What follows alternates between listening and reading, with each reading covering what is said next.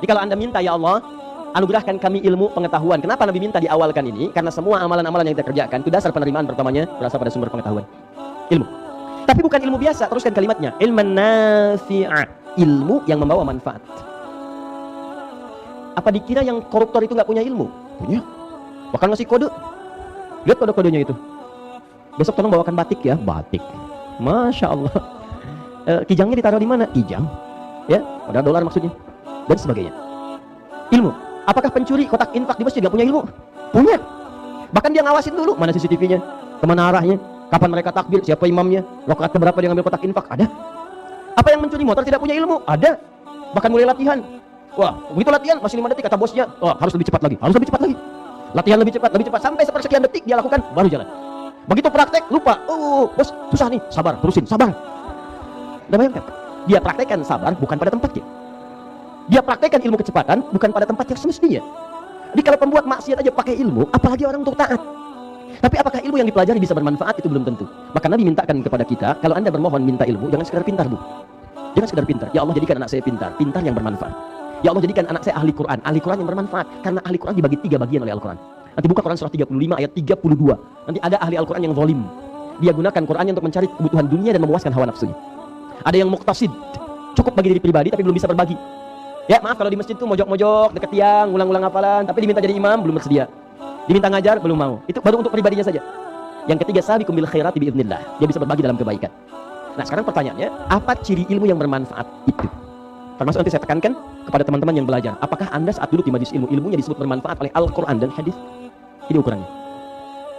1, langsung saya percepat. Ilmu yang bermanfaat itu, keterangan pertama yang disebutkan oleh Allah dalam Al-Quran terdapat di Quran surah ke-58 ayat ke-11. Quran surah ke-58 ayat ke-11. 1, yang disebut ilmu yang bermanfaat itu, pertama keterangan Allah adalah ilmu yang bisa mengangkat keimanan seseorang.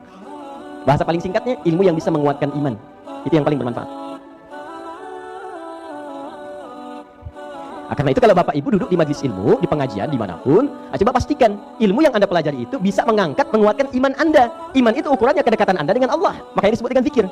Jadi kalau Anda ikut pengajian, ikut ta'lim, termasuk dengan saya nih, dimanapun Anda berada, Anda ikut pengajian, ngaji, belajar dengan saya. Tapi apa yang saya sampaikan tidak membuat Anda dekat dengan Allah. Tidak membuat iman Anda menguat, maka tinggalkan saya, cari guru lain.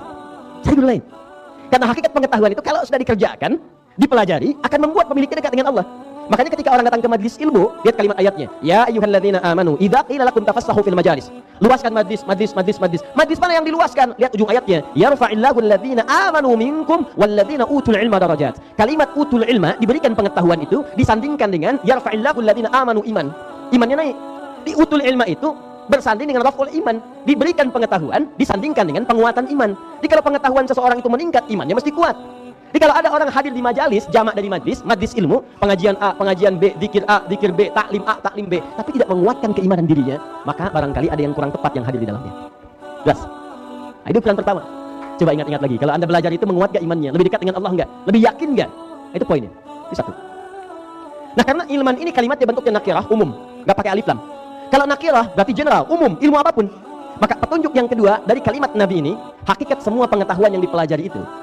Awas, hakikat pengetahuan yang dipelajari itu, sekalipun dia membawa maslahat manfaat dunia, tapi pada hakikatnya dia harus mengarahkan ilmunya untuk mendekatkan dirinya kepada Allah Subhanahu wa taala. Misal, maaf sekali.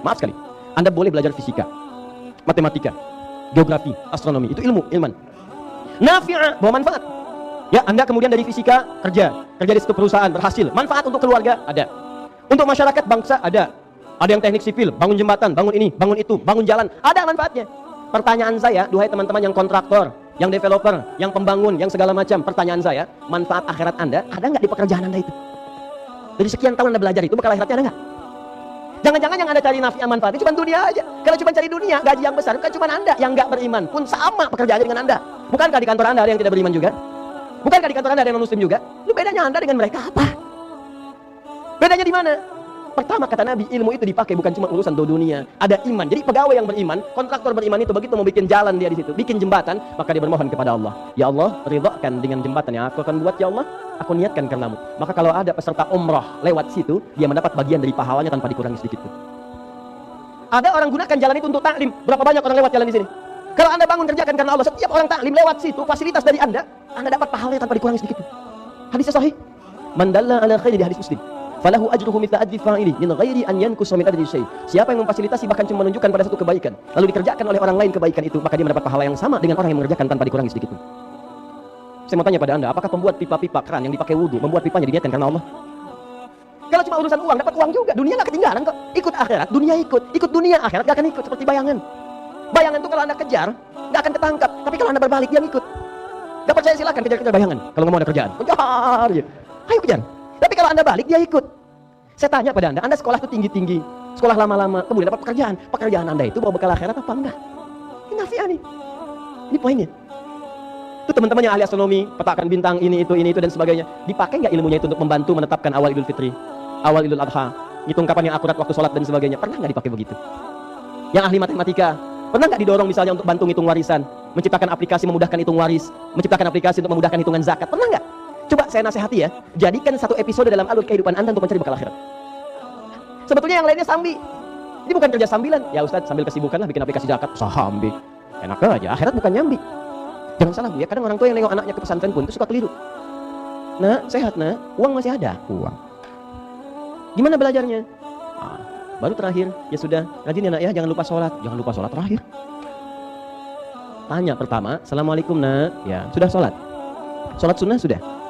Berapa juz hafalan Quran hari ini? Nak bersaing dengan yang lain ya? Berikan mamah mahkota sebelum kamu lulus dari pesantren.